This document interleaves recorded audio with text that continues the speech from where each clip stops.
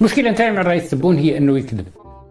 دخلنا عليك والله. كشخص أحبه وأقدره قراءته ليست واقعية. شي اللي كاين؟ الجزائر مهدده بالتقسيم. هادشي كيقولوه في الكتاب. هادشي راه موضوع في المواقع ديال المؤسسات ديال ميريكا، راه كنقول لك حنا ما كنقراوش. والكتب ما كيكذبوش. كاين واحد الصراع ديال الشركات. ما تبدا صاحبك عامك كرف منه. بأرقام خيالية في تركيب الميزانية تقريبا نصفها غير واقعي. زادوا عوروها. أموال غير موجودة.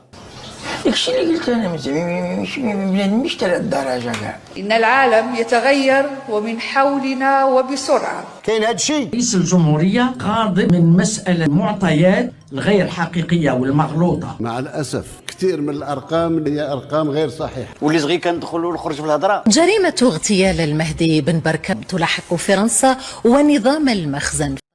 دابا على الاصلاحكم جبدوا نجوم المغرب. بغيت لك الستر.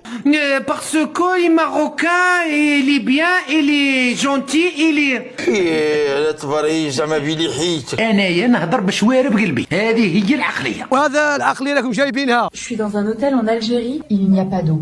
C'est normal en Algérie ou c'est juste cet hôtel?